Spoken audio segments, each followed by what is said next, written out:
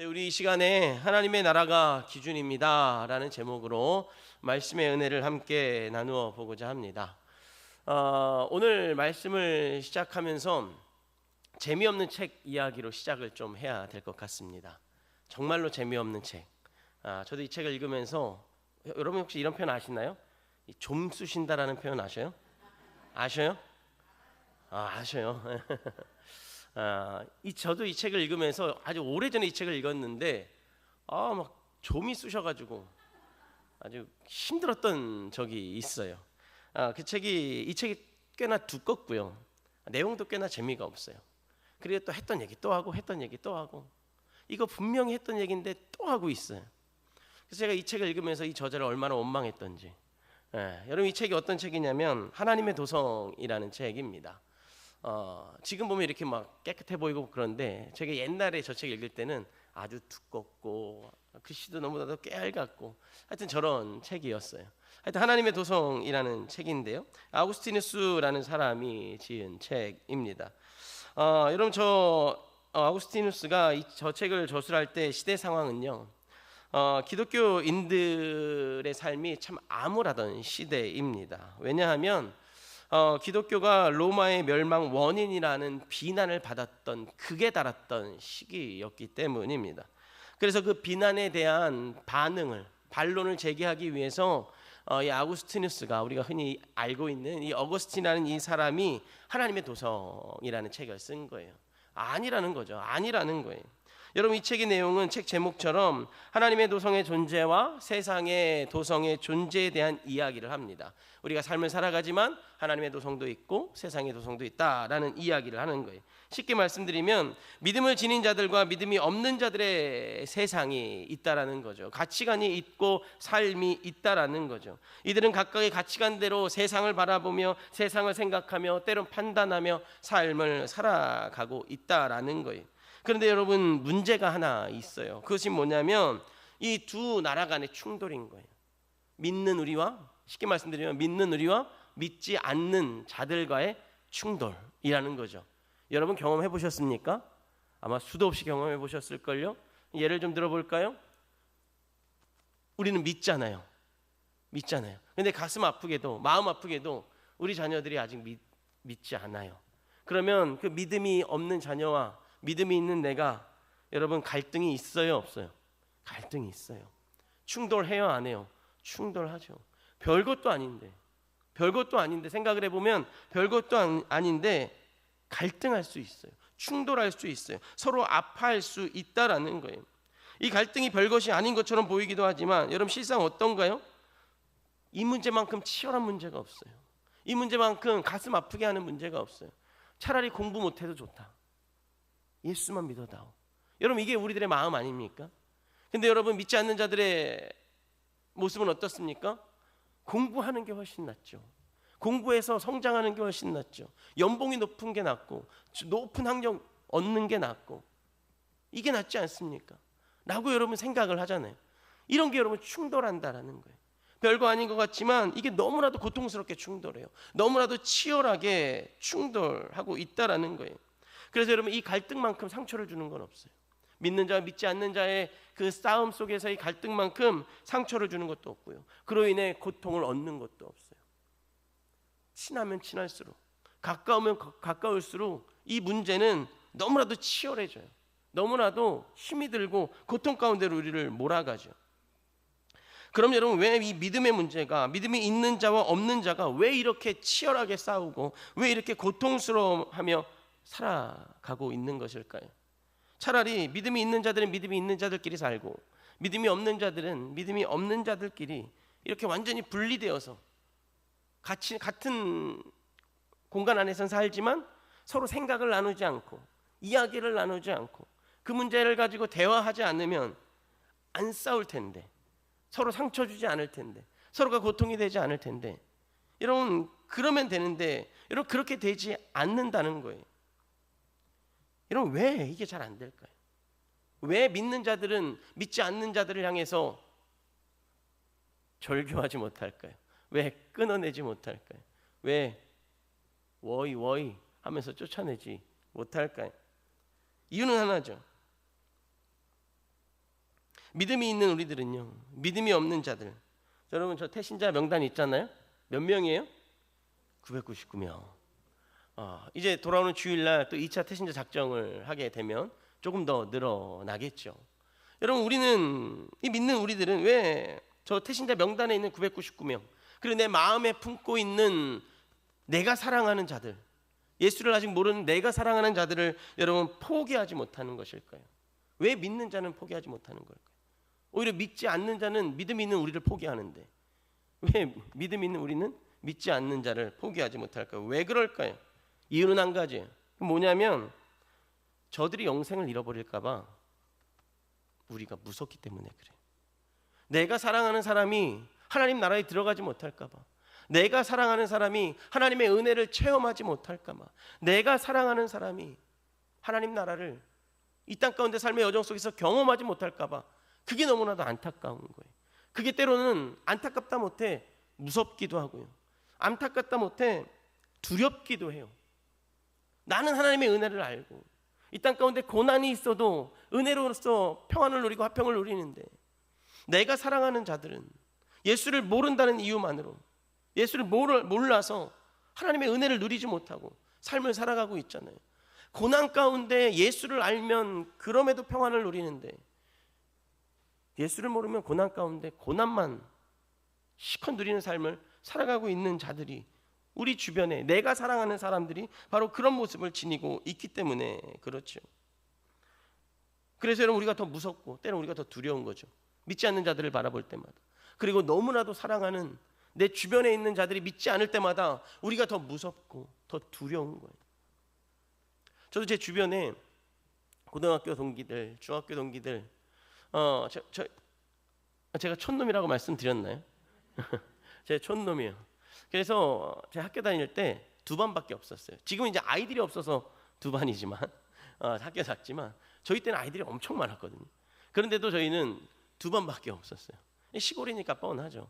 1반 아니면 2반이에요. 다 알아요. 근데 아직도 이제 저희 시골 동네에 가면 그런들도 이제 시골 집에 찾아올 거 아닙니까? 그럼 이렇게 만나서 이야기를 하다 보면 어릴 때 참 친하게 지냈던 친구들이 몇 명 있어요. 아직도 예수를 모르는 친구들이 많아요. 근데 그놈들 보면 마음이 아파요. 어릴 때 개울 가서 물장구 치고 산으로 들로 뛰어다녔던, 함께 웃고 즐겼던 친구들인데 저들이 예수를 몰라요. 그래서 명절날 이렇게 지나가다가 만나면, 그리고 우리 집에 놀러 오든지 아니면 제가 걔네 집에 놀러 가든지 명절에 찾아가서 보면 그냥 탄식과 한숨으로 가득한 삶을 살아가고 있을 때를 종종 본다고요.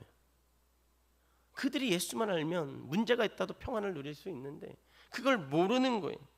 그래서 여러분, 너무나도 두렵고 너무나도 무섭고 그런 삶을 우리가 살아가고 있는 거죠. 그래서 여러분, 결국엔 어떻게 됩니까? 여러분 아마 다 경험해 보셨을 텐데 그 사람을 위하여, 믿음이 없는 자를 위하여 눈물로 기도하기 시작하잖아요. 하나님, 저를 좀 만나달라고, 하나님 저 사람 좀 만나달라고 기도하기 시작하잖아요. 여러분, 이런 모습을요 다르게 표현하면 이런 것 같아요. 같은 세상에 있지만 다른 현실을 살아가고, 같은 곳을 바라보지만 어쩌면 다른 언어를 사용하며 삶을 살아가고 있는 거죠.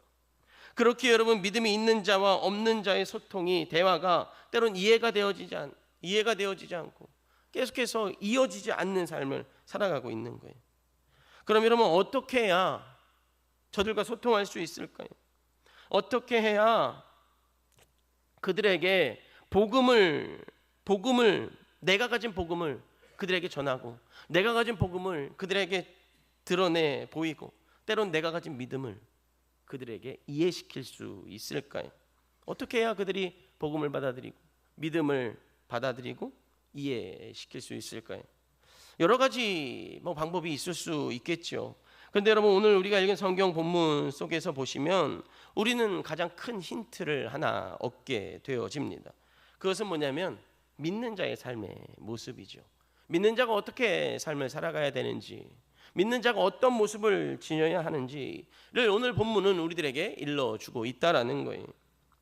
하나님 나라를 지닌 자의 삶의 모습이 어떠해야 되는지를 본문은 우리들에게 알려주고 있다라는 거죠. 여러분 오늘 우리가 읽은 본문 어떻습니까? 마음 잘 들려오십니까? 여러분 어떻게 이해하셨는지 모르겠는데요. 오늘 우리가 읽은 본문을요 잘못 이해하면 이렇게 정리가 돼요. 부한 자들은 망한다. 부자는 망한다. 이렇게 여러분 정리가 될 수 있어요. 잘못 이해, 그냥 문자적으로만 이해하면 그렇죠. 그런데 여러분 부자 되고 싶지 않으세요? 성경에 보면 부한 자들 망한다고 했는데 잘못 이해하면, 문자적으로만 이해하면 그런데 여러분 솔직히 부자 되고 싶어요, 안 되고 싶어요? 성경 덮고 이야기하자고요. 그래야 마음이 좀 편할 거니까. 부자 되면 좋죠. 안 좋아요? 좋아요. 성경 덮고 이해하시라니까요. 부자 되면 좋아요. 부자 되고 싶죠. 여러분 저는요 솔직한 고백인데요, 제 마음 이야기해 볼까요? 저 부자 되고 싶어요. 부자. 그리고요 조금 더 솔직해 볼까요? 저만 부자 되는 것이 아니라, 제가 아들만 둘 있다고 했잖아요. 이 두 아들도 부자 되기를 기도하고 있어요. 부자 되면 살아가면 얼마나 좋아요. 그리고요 사랑하는 모든 사람들이 좀 부자 됐으면 좋겠어요. 제 눈에 들어오는 많은 분들이 부자가 되셨으면 좋겠어요. 여기 앉아 있는 모든 분들도 부자가 되기를 소망합니다. 근데 성경 뭐라 그래요? 부자 되면 망한다. 여러분 부자 되고 망할래요? 가난하고 안 망할래요? 모르겠죠. 부자는 되고 싶은데 망하기는 좋다 싫다? 싫다. 여러분 이게 우리의 마음인데요. 그래서 여러분 성경을 좀 우리가 잘 좀 봐야 할 것 같아요. 하여튼 여러분 부자가 되고 싶어요. 솔직한 심정입니다. 근데 여러분 성경은요 부유한 자가 되면 망할 것처럼 이야기를 하고 있다라는 거예요. 그럼 여러분 부자 되라는 말, 부자 돼서 망하라는 말일까요? 아니요. 여러분 저도 여러분도 망하는 부자가 아니라 진짜 부자가 되었으면 좋겠어요. 끝까지 부자가 되었으면 좋겠고요, 승리하는 부자가 되었으면 좋겠어요. 그럼 여러분 진짜 부자가 되려면, 승리하는 부자가 되려면, 부자로서 하나님 앞에 당당히 설 수 있으려면 여러분 우리의 삶이 어떻게 해야 될까요? 다르게 표현하면 우리가 앞에 믿는 자 믿지 않는 자 이야기했잖아요. 믿는 내가 믿지 않는 자 앞에 당당하게 설 수 있으려면, 내가 믿지 않는 자 앞에 나의 생각을 바르게 전하고 하나님의 이야기를 서슴없이 이야기하고 하나님 나라 천국 복음에 대해서 거침없이 이야기할 수 있으려면 여러분은 어떻게 해야 될까요? 어떻게 해야 될까요? 하나님 나라를 내 안에 품고 살아가셔야 돼요. 내 삶의 모든 목적과 내 삶의 모든 기준이, 내 삶의 모든 가치관이 하나님 나라가 되어야 함을 여러분 꼭 기억하시기를 주님의 이름으로 간절히 축복하겠습니다. 여러분 설교를 시작하면서 재미없는 책 이야기를 좀 했는데요, 여러분 그 책의 저자의 고민이었던 하나님의 도성이 내 삶의 중심이 되고 세상의 도성 가운데 갈등이 있어도 내가 속한 하나님의 도성의 삶, 하나님 중심의 삶을 지켜가는 것이 이 땅 가운데 진짜 부유한 자의 삶이라는 거예요. 이 땅 가운데 진짜 믿는 자의 삶이라는 거예요. 부유해도 망하지 않는 삶, 믿음이 믿는 자로서 믿지 않는 자들에게 떳떳하게 하나님을 이야기할 수 있고 교회를 이야기할 수 있는 삶이 되어진다라는 거예요. 여러분 오늘 본문 1절 말씀 한번 읽어볼까요? 우리 같이 본문 1절 읽어보겠습니다. 시작. 들으라.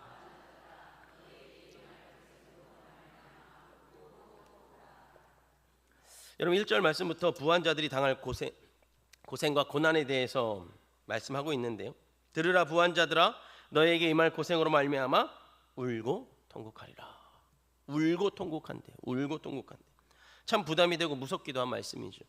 어찌 생각해 보면 이 말씀 앞에 서 있으면 때로는 와 부하지 않은 게 얼마나 감사한지, 때로는 울진 않을 수 있잖아요. 통곡하지 않을 수 있잖아요. 감사할 지경이에요. 이 말씀이 얼마나 무섭냐면. 그런데 여러분 우리가 알아야 할 것이 있어요. 그건 뭐냐면 여기서 말씀하고 있는 부한 자의 기준이, 야고보가 말하는 부한 자는요 깨끗한 부자가 아니에요. 거룩한 부자가 아니라는 거예요. 무슨 의미냐면 하나님의 나라에 있다 하지만 여전히 세상의 삶을 살아가고 있는 자들, 나 하나님 믿어요 라고 이야기하지만, 그래서 하나님의 도성에 하나님 나라의 삶을 살아갈 것 같지만 정작 그들의 삶은 세상의 도성에 세상의 나라의 삶을 살아가고 있는 자들을 향해서, 그 부한 자들을 향해서 말씀을 하고 있다라는 거예요. 그럼 여러분, 왜 야고보 사도는 하나님 나라에 속한 온전한 자를 향한 말씀이 아니라 여러분 왜 쓸데없이 온전하지 못한 자, 세상에 속한 자 이야기를 하고 있는 것일까요? 왜 세상에 속한 자 이야기를 하는 걸까요? 그런데 여러분, 우리가 한 가지 고백할 게 있죠. 뭐냐면 우리도 교회 안에 있으면서도 이 야고보의 소리가 우리 마음에 들려요, 안 들려요? 들리죠. 교회 안에 있으면서도 나 역시 때론 세상을 바라보고, 나 역시 때론 하나님의 나라가 아니라 세상의 나라 중심으로 삶을 살아가기도 하고, 때론 말씀이 기준이 아니라 세상의 기준이 내 삶의 기준이 되어 삶을 살아갈 때가 참 많이 있다라는 거예요. 교회 안에 있어도 믿음이 없는 자가 있고요, 교회 안에 있어도 거룩이 없는 자가 있고요, 교회 안에 있어도 예수를 닮아가지 않는 자가 있어요. 심지어 여러분, 예배를 드리는 예배에 참여한 분들도 어떤 분은 믿음이 없는 자가 있을 수 있다라는 거예요.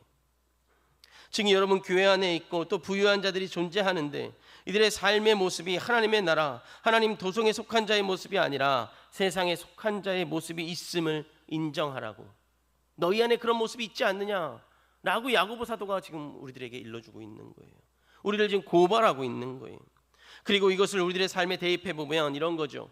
부유함을 떠나 하나님이 기준이 되지 못하는 삶을 살아가고 있음을 인정하라고 우리들에게 야고보 사도는 일러주고 있는 거예요. 우리들에게 외치고 있는 거죠. 너희 신앙이 혹시 그렇지 않느냐? 하나님 나라에 있지만, 내가 쓴 편지 너희들 교회에서 이거 받아서 읽고는 있지만, 읽고 있음에도 불구하고 너희의 삶이 하나님 나라 안에 있지 않지 않느냐 라고 지금 우리들에게 야고보는 이야기를 하고 있는 거죠. 하나님 나라가 기준이 아니라 너의 기준으로 삶을, 네 인생을 펼쳐가고 있지 않느냐 라고 말씀하고 있는 거예요. 사랑하는 성도 여러분, 교회 안에 있다고 해서요 믿음이 있는 것은 아니에요. 또 예배 자리에 나온다고 해서 온전한 믿음이 있음을 말할 수도 없음을 여러분 아셔야 됩니다.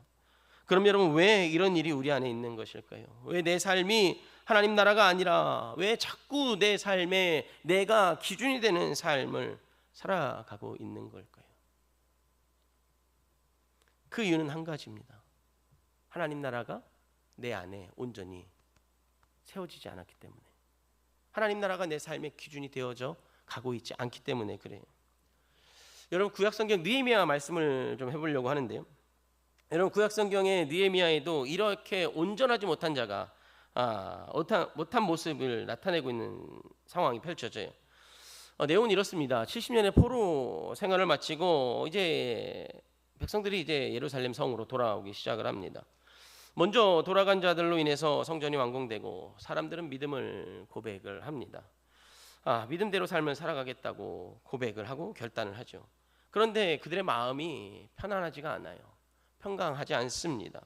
그 이유는 성전은 있는데 이들의 삶의 여정에 삶을 막아줄 성벽이 아직 재건되지 않았기 때문입니다. 그리고 이 소식을 듣고 느헤미야가 예루살렘 성벽 재건을 시작을 하게 됩니다.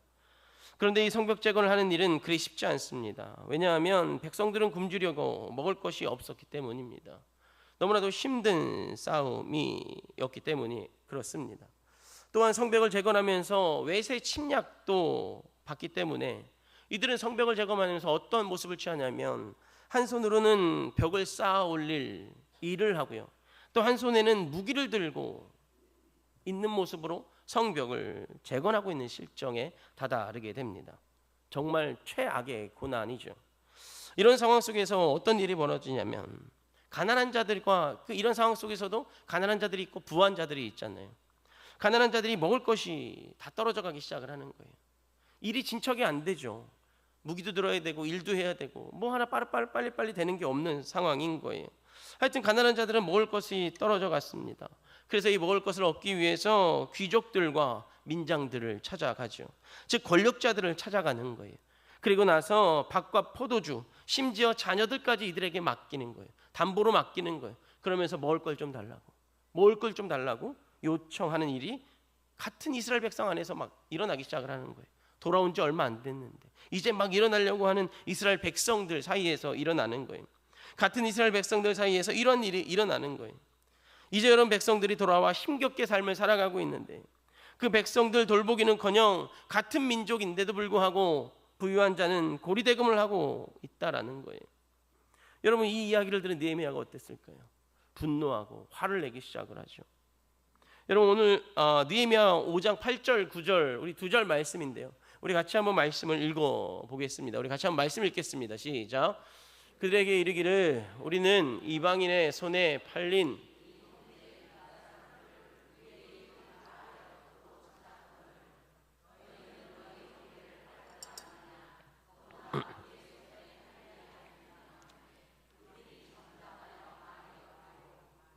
내가 또 이르기를 너희의 소생이 좋지 못하도다. 우리의 대적 이방 사람의 비방을 생각하고 우리 하나님을 경외하는 가운데 행할 것이 아니냐. 아멘. 여러분 힘들게 이방의 손에 팔린 우리 형제들이 찾아왔잖아요. 이 형제들은 이제 찾아온 거예요. 이제 집 나간 자들이 돌아온 거예요. 이스라엘로 포로 생활 마치고 돌아왔어요. 그럼에도 불구하고 지금 뭐라고 이야기하면 어찌하여 너희 형제를 또 팔려고 하느냐. 어찌하여 너희 형제들을 또 담보로 잡고 팔려고 하느냐. 하나님을 경외하는 자들의 모습이 그것이 아니라고 지금 느헤미야가 어미꾸짓고 있는 거죠. 하나님 나라를 펼쳐가지 못하는 자들을 향해서 어미꾸짓고 있는 거예요. 하나님 나라가 기준이 되지 못하는 자들을 향해서 어미꾸짓고 있는 거죠. 하나님 안에 있으면 이 예루살렘 성 안에 살면 이제 하나님 나라 돌아왔으니 이 예루살렘 땅으로 돌아왔으니 하나님 나라가 기준이 돼서 성벽을 우선히 하고 예배당을 우선히 하고 믿음을 우선히 하는 삶을 살아가야 되는데 그런 모습이 전혀 보이지 않는 거예요. 그래서 지금 이 느헤미야가 분내고 화를 내고 성경에 기록이 되어져 있는 것처럼 하나님을 경외하는 자는 그렇게 행하는 것이 아니다 라고 일러주고 있는 거예요. 여러분 오늘 본문을 다시 한번 생각해 보면요, 야고보 사도는 교회 안에 있는 부유한 자들에게 눈물을 흘리며 통곡할 것이라고 죽도록 고생할 거라고 말을 하죠. 그리고 좀 전에 말씀을 나누었던 느헤미야 이야기 안에도 부유한 자들, 귀족들, 민장들에게 화를 내고 있어요. 여러분 이 둘의 공통점이 있는데요, 그것은 뭐냐면 온전한 하나님의 나라의 삶, 온전한 하나님 나라의 백성다운 삶을 살아가지 못한다라는 거예요. 교회 안에 있잖아요. 예루살렘 성 안에 있잖아요. 그런데도 이들의 마음은 아직도 하나님 나라가 기준이 되지 못했다라는 거예요. 이들의 삶의 모습은 아직도 하나님 나라가 기준이 되지 못했다라는 거예요. 교회 안에 있으면서도 교회를 자랑하지 못하는 삶을 살아가고요, 믿음이 있으면서도 나의 연약한 모습 때문에 믿음을 드러내지 못하고 때론 믿음을 자랑하지 못하고 내가 사랑하는 사람에게 예수 그리스도를 기쁨으로 전하지 못하는 삶을 살아가고 있다라는 거예요. 하나님 나라 백성다운 삶을 살아가지 못하고 있다라는 거예요. 좀 더 자세히 표현하면 이런 것 같아요. 머리로는 믿음을 아는데 이 믿음이 마음으로 삶으로 내려오지 못하는 삶을 살아가고 있다라는 거죠. 여러분 우리가 알잖아요. 하나님에 대해서 알지 않습니까? 여러분 예수님이 우리에게 오신 거 알고 계시잖아요. 우리 머리로 알아요. 지식적으로 알아요. 근데 여러분 어떻습니까? 하나님 닮아야 되지, 예수님의 제자 되어야 하지, 내 안에 성령이 있으니 이 성령이 있는 자로서 내가 가는 곳마다 예수 그리스도의 향기가, 내가 가는 곳마다 내 안에 있는 성령으로 인해서 성령의 능력이 드러나야 되지 않겠습니까? 근데 여러분 어떻습니까? 잘 드러납니까? 믿지 않는 자녀들 앞에 그리스도의 향기가 잘 드러나냐고요. 믿음이 없는 자들, 저 태신자들 앞에 내가 섰을 때 아무 말 하지 않아도 저들이 내 모습을 보며 아유 교회 가야 되는데 라는 말이 여러분 들리냐고요. 근데 여러분 그런 말이 잘 안 들려올 때가 참 많죠. 그 이유가 뭐겠습니까? 오늘 말씀 제목처럼 하나님 나라가 기준이 되지 못했기 때문에 그렇습니다. 믿음 안에 있다 고백하지만 때론 교회 안에 예배당 안에 앉아 말씀을 듣고 있는 우리들이지만 그래도 삶의 여정은 여전히 하나님 나라가 내 안에 기준이 되지 못하기 때문에 여전히 나는 내 머리로는 하나님의 도성 그러는데 내 마음은 내 도성 내 나라 내 것 이거 찾아가며 삶을 살아가고 있다라는 거예요. 삶으로 이끌어내지 못한다라는 거죠. 여러분 야고보서 1장 22절 말씀해 보니까 이런 말씀이 있더라고요. 우리 같이 한번 또 읽어보겠습니다. 시작. 너희는 말씀을 행하는 자가 되고 듣기만 하여 자신을 속이는 자가 되지 말라. 아멘. 말씀을 알면서도 또 그 말씀을 믿으면서도 말씀이 삶이 되지 않으면 속이는 자라고 말씀하고 있는 거예요. 너 속이고 있어 라고 야고보가 우리들에게 경고하고 있는 거죠. 부유한 자들이 아무리 교회 안에 있어도 말씀 앞에 서지 못하면, 그들의 삶이 하나님의 도서 하나님 나라가 있지 아니하면 그것은 죄라는 거예요. 그 죄로 인해 심판을 받게 될 거라고 이야기하는 거죠. 믿음이 내 안에 있어도, 내가 교회 안에 있어도, 내가 믿음을 교회 안에 있고 내가 예배당 안에 있어도 나의 삶이 믿음으로 온전히 채워지지 않으면, 하나님 나라로 채워지지 않으면 때로는 죄인이 될 수 있다라고 이야기하고 있는 거죠. 사랑하는 성도 여러분, 설교를 시작하면서 우리 모두가 부자가 되었으면 좋겠다라고 말씀을 드렸어요. 저는 여전히 여러분들이 좀 부자가 되기를 소망합니다. 그리고 저 역시 부자가 되기를 원해요. 근데 여러분, 중요한 것은 뭐냐면 말씀을 지켜가는 부자가 되었으면 좋겠어요. 믿음이 있으면 믿음을 지켜가는 부자가 되었으면 좋겠고요. 하나님의 나라가 있으면 하나님의 나라를 삶으로 살아내는 부자가 되시기를 주님의 이름으로 간절히 축복합니다. 그래서 여러분, 하나님의 말씀이, 우리가 배운 말씀이, 들려진 말씀이 머리 안에만 기억되어지는 말씀이 아니라, 여러분 이 말씀이 좀 일로 내려와서 진짜 사랑으로 내가 서 있는 곳마다 하나님의 은혜가, 내가 서 있는 곳마다 하나님의 사랑이 좀 퍼져나가기를, 드러나 보이기를 주님의 이름으로 간절히 축복하겠습니다. 말씀을 정리하겠습니다. 여러분, 우리가 오해하는 것이 있는데요, 이것은 뭐냐면 돈이 혹은 재물이 죄라고 생각하는 거예요. 그런데 여러분 그거 아십니까? 성경은요, 돈이나 재물이 악하다고 하지 않아요. 문제는 돈에 대한 태도, 돈에 대한 사용법, 그것이 우리가 악하기 때문에 그래서 악해지는 거죠. 오늘 야고보 사도도요, 교회 안에 있으면서도 부유한 자들을 향해서 쓴소리를 하는 거예요. 너희들은 죄를 짓고 있고 그로 인해 울게 될 거라고 이야기를 하고 있는 거예요. 여러분, 야고보가 쓴소리를 하는 이유는 이들이 가진 재물 때문이 아니라 이들이 재물을 바라보는 태도와 방법 때문에 그랬어요. 이들이 하나님 나라를 알면서도 하나님 나라의 백성다운 삶을 살아가지 못하는 그 태도와 그 방법, 삶의 모습과 삶의 기준 때문에 야고보는 지금 이들에게 경고하고 화를 내고 있는 거예요. 사랑하는 성도 여러분, 하나님 나라의 삶을 살아가기를 소망하십니까? 하나님 나라가 여러분 안에 기준이 되기를 소망하십니까? 그럼 여러분, 하나님 나라의 삶을 살아가시기를 주님의 이름으로 간절히 축복하겠습니다. 하나님 나라의 삶을 어떻게 살아갈까요? 여러분이 아는 거 일로 내리기만 하면 돼요. 쑥스럽습니까? 내리는 게? 때론 쑥스럽더라고요.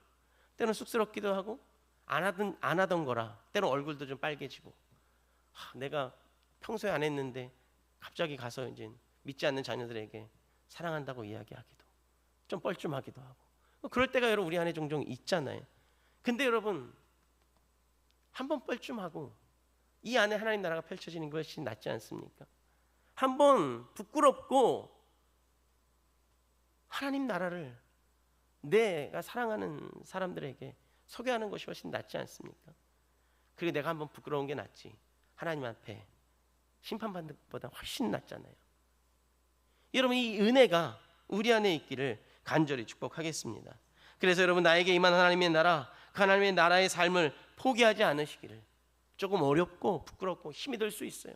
귀도 빨개지고 얼굴도 빨개질 수 있어요. 그러나 그럼에도 하나님이 원하시는 삶이라면 우리가 그렇게 삶을 살아가야 됨을 여러분 꼭 기억하시기를 주의 이름으로 간절히 축복하겠습니다.